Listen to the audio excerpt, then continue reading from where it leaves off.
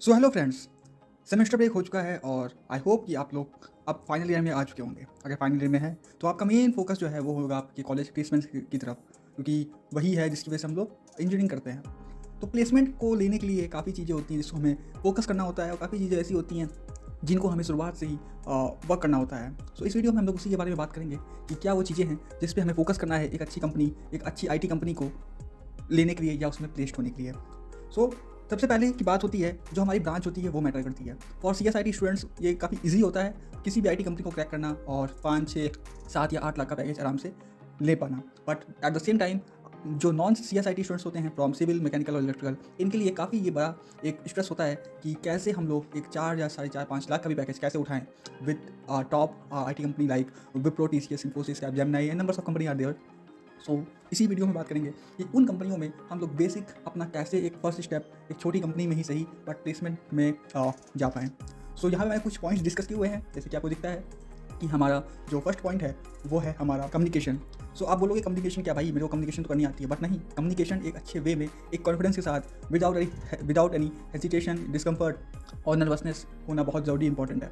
और ये कम्युनिकेशन आपका सिर्फ प्लेसमेंट्स के दौरान ही नहीं, आगे आने वाले टाइम में भी काम आता है। और यूजली हर कंपनी का सेकंड या थर्ड राउंड जो होता है वो GD होता है, यानी कि ग्रुप डिस्कशन होता है, जहाँ पे आपको टॉपिक्स दिए जाते हैं और आपको उसके फेवर में या अगेंस्ट या फिर आपको उस टॉपिक पे ही बोलना होता है। वहाँ पे आपका कम्युनिकेशन बहुत मैटर करता है, आपका आई कॉन्टैक्ट, आपका फिजिक, आपका कॉन्फिडेंस, आपका ओवरऑल पर्सनैलिटी बहुत मैटर करती है।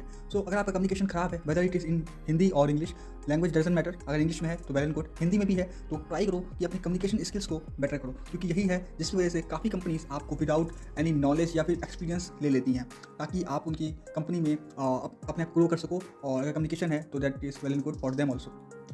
अब हम लोग आते हैं सेकंड पॉइंट की तरफ। सेकंड पॉइंट हमारा जो है वो है एप्टीट्यूड। आप लोग कहेंगे यार एप्टीट्यूड क्या, ये तो हम लोग मैथ्स में पढ़ते ही आ रहे हैं। नहीं, आप तो पढ़ते आ रहे हो बट काफ़ी वक्त हो गया। अगर आप प्रिपरेशन नहीं कर रहे हो किसी कोचिंग से, किसी एग्जाम को लेकर, जैसे कोई FCAT हो गया या कोई गेट हो गया, MBA कोई एग्जाम हो गया, अगर आप उसकी प्रिपरेशन नहीं कर रहे हो आपको रिकॉल करने में थोड़ा टाइम लग सकता है। आपसे मैं सजेस्ट करूँगा कि बेसिक आप कोई बुक ले लो, जो हमारी एप्टीट्यूड की बुक्स आती हैं, आप कोई बुक ले लो, उसमें से आप बेसिक क्वेश्चन लगाना स्टार्ट कर दो। फॉर एग्जांपल आपके work and time, speed and distance, profit loss, these are the some common topics that are included in the first round of any IT company, for example Infosys, Wipro.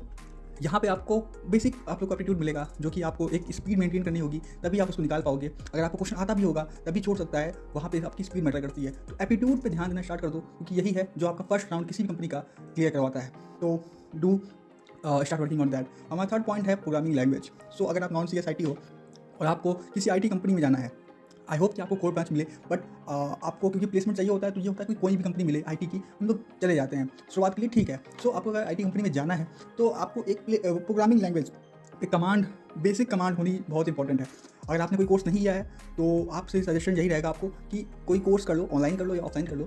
इतने सारे websites, इतने सारे apps हैं, paid कर लो या free कर लो, but course जरूर कर लो, सर्टिफाइड कोर्स करना, ताकि आपको वो रिज्यूम में लगा सकें आप लोग, और उससे अलग इंपैक्ट पड़ता है। प्रोग्रामिंग लैंग्वेज कोई भी, C++, कोई भी, उसकी बेसिक जरूर देख लेना, क्योंकि पहले राउंड में ही हमारे कई कंपनीज में सेक्शन होता है सूडो कोड का या फिर कोडिंग का। फॉर एग्जांपल इन कैपजेमिनी पहला राउंड ही उनका सूडो कोड होता है, if I am not wrong, and Wipro में लास्ट राउंड आपका कोडिंग का होता है पूरे 1 घंटे का। वहाँ पे बहुत हाई लेवल की मैथ्स, हाई लेवल की कोडिंग नहीं पूछी जाती है, बेसिक कोडिंग्स होती हैं, जो आपने क्या पता आपने उसको फर्स्ट ईयर में भी पढ़ा हो। अगर आपने उसको किया हुआ है तो आपको काफ़ी ईजी रहेगा अपना पहला राउंड क्लियर करने में।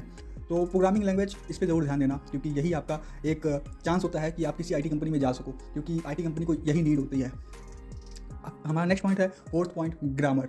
आप तो कहोगे यार ग्रामर क्या, मेरे को इंग्लिश में अच्छी कमांड है, वेल एंड गुड। नहीं है तो ग्रामर पे बेसिक ध्यान देना स्टार्ट कर दो, क्योंकि जो आप ग्रामर पढ़ते हो स्कूल में वही ग्रामर आपको यहाँ उलझा देती है कभी कभी। For example tenses, active voice, passive voice, direct indirect speech, synonyms, antonyms, ये सब कुछ ऐसे टॉपिक्स हैं जो आपको फंसा देते हैं, क्योंकि आपको पता तो है कि यहाँ पे ये लगेगा, बट उसका आपको कॉन्सेप्ट नहीं पता होता। मोस्ट केसेस में जब कंपनीज आपको जंबल सेंटेंस देती है या फिर fill in the blanks type के क्वेश्चन देती है या इंग्लिश कंप्रीहेंशन देती है, क्योंकि वो ये पार्ट काफ़ी इंपॉर्टेंट है किसी भी कंपनी का पहले असेसमेंट राउंड में।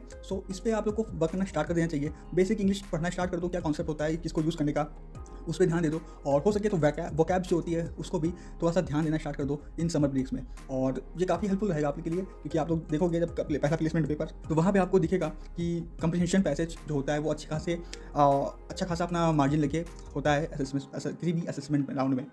फिर हमारा नेक्स्ट राउंड जो है वो है हमारा internship and training. Internship and training से मेरा मतलब ये नहीं है कि आपने किसी बड़ी कंपनी में वर्क किया हो। इंटर्नशिप एंड ट्रेनिंग का बेसिक मतलब ये होता है कि आपने कोई सर्टिफाइड कोर्स भी किया हो, उसको भी हम लोग किसी में काउंट करते हैं। फॉर एग्जाम्पल, अगर आप इलेक्ट्रिकल के हैं तो embedded system, IoT, PLC, SCADA।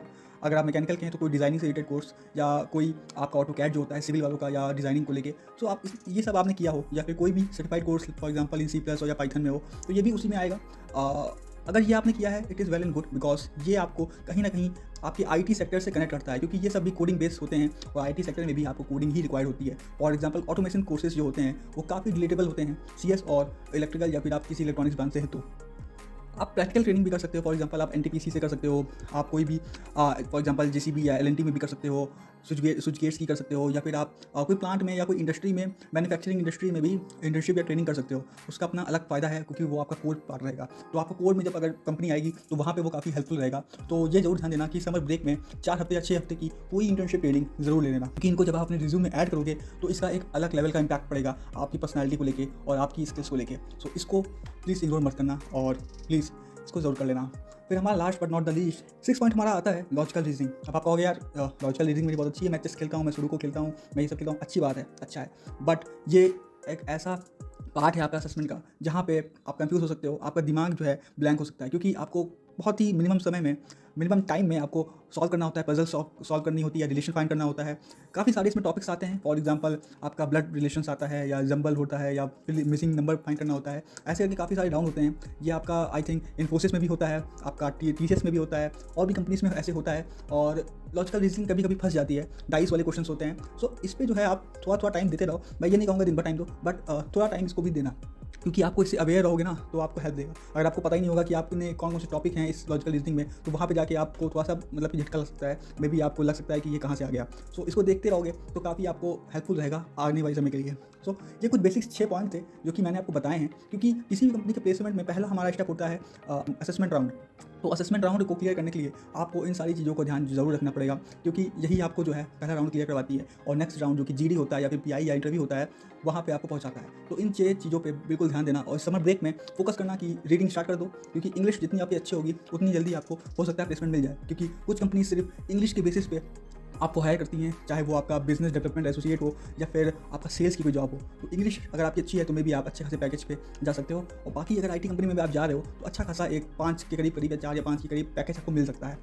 सो यही कंक्लूड करूँगा मैं इस वीडियो को। अगर आप कोई भी हेल्प चाहिए हो इससे रिलेटेड तो प्लीज़ बताना। मेरा ये पर्सनल एक्सपीरियंस था, मैंने फेस किया है। सो मैं नहीं चाहता कि आपको भी सेम प्रॉब्लम फेस हो। सो बताना कोई कमेंट करके, और चैनल को सब्सक्राइब करना, लाइक करना वीडियो अगर अच्छी लगी हो तो। और बस इतना ही था इस वीडियो में। Bye bye.